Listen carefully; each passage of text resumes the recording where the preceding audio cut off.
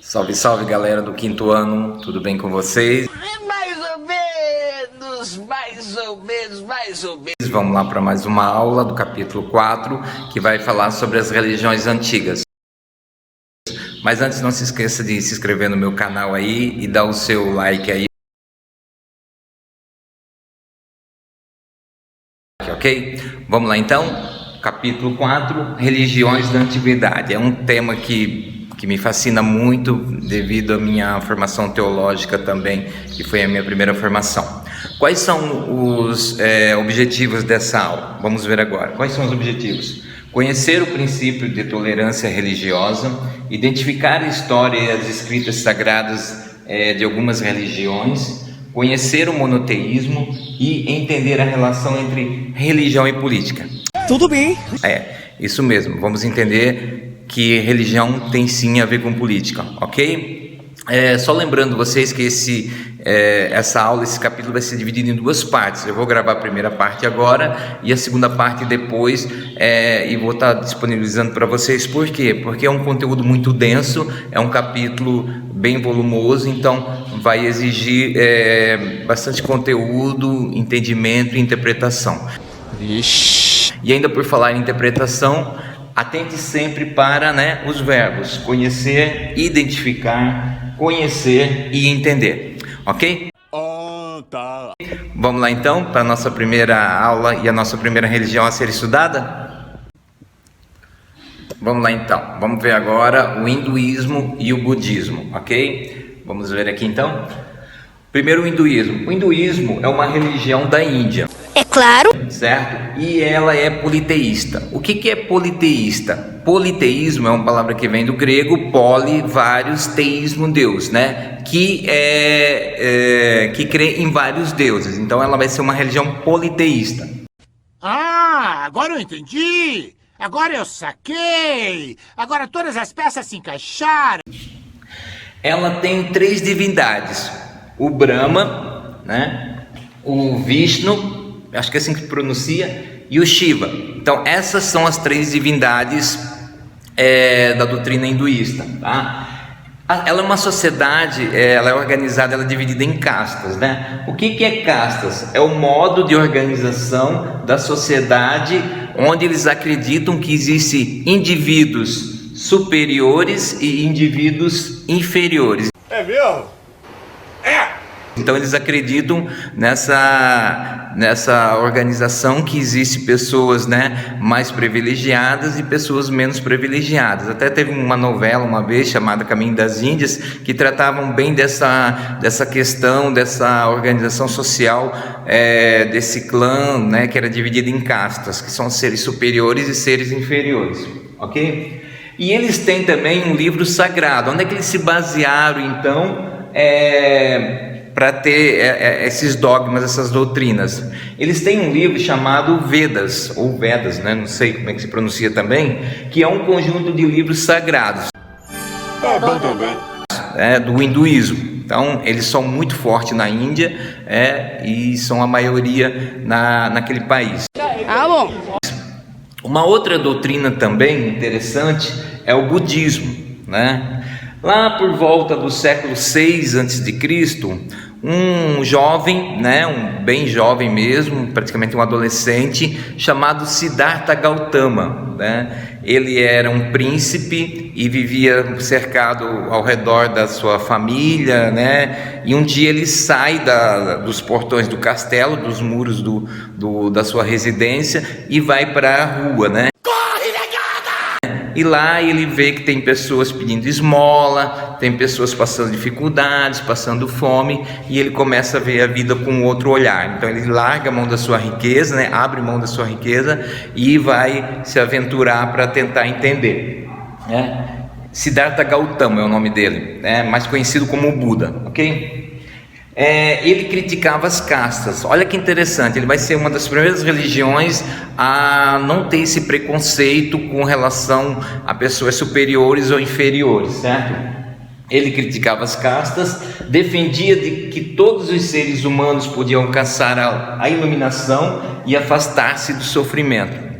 Olha que interessante, para ele todas as pessoas são iluminadas e merecem viver bem, ter felicidade, buscar a felicidade. Que demais! Na Índia foi abolida, né, o sistema de castas, mas ainda há preconceito, né? Quando a gente fala em religião, a gente tem que tomar cuidado muito, né, com essa ideia de preconceito e achar que a sua religião é melhor que a outra. É mesmo, é? Ok? Uma outra religião muito interessante é o zoroatrismo, né? Zoroastra, né? Ela é uma religião persa. A Pérsia a gente estudou, a Pérsia é onde é o Irã hoje, ok? E eles têm duas divindades, Ahura e Mazda. Não sei se pronuncia assim também, né? Ahura Mazda, né? Aliás, é uma divindade só. Né? É o mesmo nome, Ahura Mazda. Ele era a divindade do rei Dario I. O rei Dario I, ele viveu por volta do ano 550 a.C., certo? Ah, bom. Ele foi um rei bem sucedido, e tanto que era conhecido como Dario o Grande também. Não, eu não entendi, mas tô compreendendo. O rei era um meio caminho entre o homem e o divino. Olha só que interessante. Para a religião zoroastra, o rei Dario, né, seria o que Jesus é para nós hoje no cristianismo. Jesus, ele é a ligação entre Deus, né, e o homem. Para a religião zoroastra, o caminho entre o homem e o divino seria o rei Dario.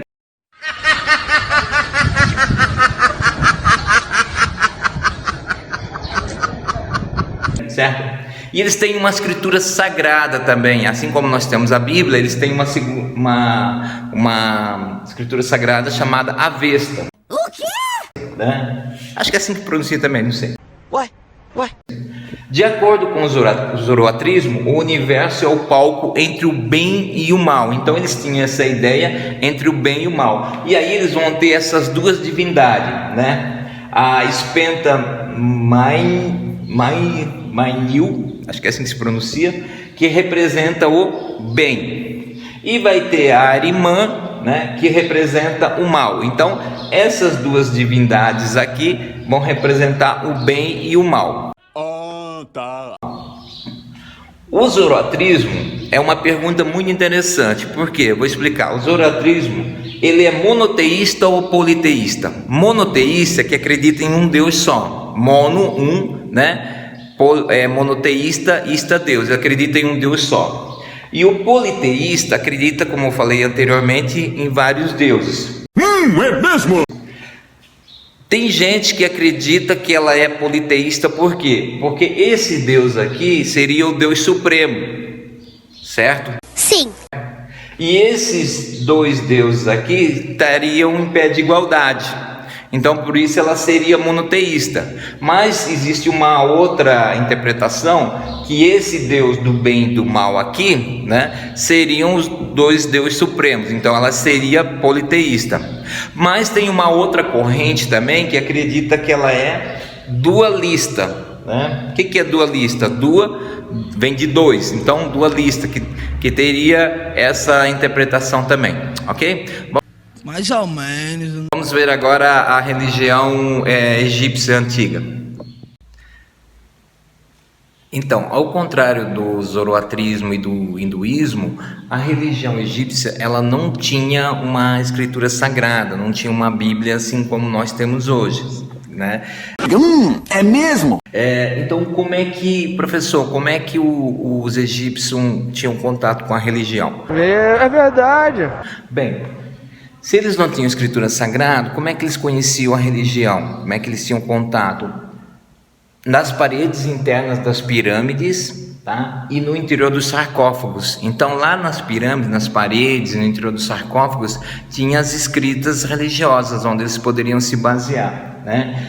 Não me diga! Eles tinham Osíris, que era um deus que julgava as almas, e eles tinham um cuidado muito grande. A gente vê isso nas múmias, né? Um cuidado muito grande com a vida após a morte. Interessante falar também, né, que o Brasil era o único país fora do Egito que tinha múmias. O quê?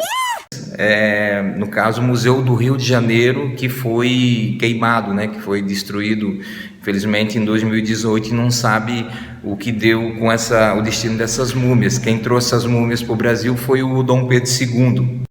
Ah, agora eu entendi! Agora eu saquei! Agora todas as peças se encaixaram! Eles eram politeístas a gente já viu, né, que adoram vários deuses, e eles tinham uma deusa chamada Bastet, que era a deusa da fertilidade. Ela tinha cabeça de gato, né, e eles tinham uma divindade também, Amon e Ra, né. O faraó Akhenaton instituiu o culto a uma única divindade, Atom. Então, durante algum tempo, o Egito, ele foi monoteísta, ele tinha somente um deus, o Atom aqui, né? Mas aí, depois da morte do faraó Akhenaton, quem assumiu foi o Tutankhamon. Quando ele assume, então, ele volta a praticar o politeísmo no Egito. Tudo bem. A outra religião interessante também, para nós encerrarmos esse vídeo, é a religião grega antiga. Não tinham escrituras sagradas também, eles não tinham, né? Só que eles tinham umas fontes bem interessantes, né? O poema de Homero, a Ilíada, né, e a Odisseia, e a Teogonia do Hesíodo. Então eles tinham esses dois livros, é claro que não eram livros sagrados, não eram na verdade eram livros de história, né, que contava as batalhas de Troia, o retorno de Ulisses para a sua terra natal, Odisseia, mas eles tinham muito essa questão de heróis e divindades, semideuses. Então as narrativas gregas vai ter muito disso, né? A vida religiosa estava presente em eventos públicos e políticos, né? Eles tinham muito essa questão da política misturada com a religião em eventos públicos, né? Eles tinham cerimônias religiosas que estavam envolvidas com práticas